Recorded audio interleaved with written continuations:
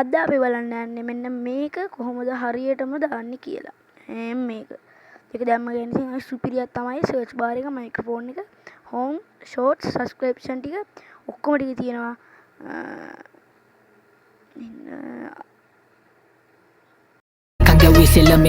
Hi guys, ඉතින් welcome back කියලා පිළිගන්න ඕනේ. ඉතින් අද අපි බලන්න යන්නේ මම වීඩියෝ එකේ ඉන්ට්‍රෝ එකට කලින් දැක්කාගේ මෙන්න මේක කොහොමද දාන්නේ කියලා. හරිද? මේ තියෙන මෙන්න මේක කොහොමද දාන්නේ කියන එක අද බලන්න යන්නේ. හරිද? ඒක හරියටම කරන ඉතින් දැන් බලාගමු. මුලින්ම ඕගොල්ලන්ගේ ෆෝන් එකේ මෙහෙම උඩට යන්න පුළුවන් නම් ඒක ගන්න. එහෙම නැත්නම් මෙතනින් තියෙනවා. හරිද? මේ තියෙන්නේ. ඒ වගේ මම මෙතනින් යනවා. මෙතනට ගියාට පස්සේ ඕගොල්ලන්ට පේනවා මෙන්න මෙතන තියෙනවා මෙන්න මේක. හරිද?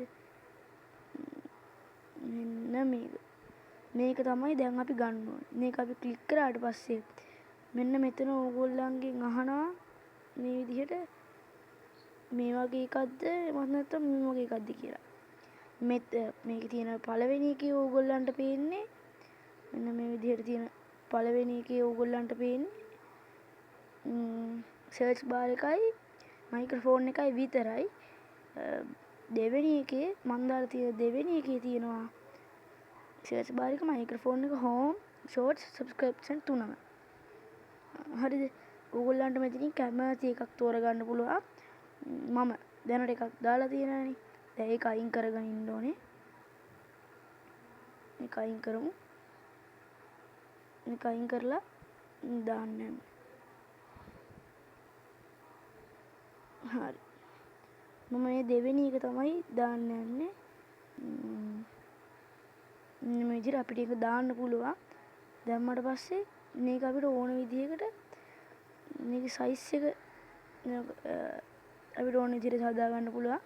සර්ච් බාර් එකේ මයික්‍රොෆෝන් එක විතරක් වෙන්න හදා ගන්නත් පුළුවන්.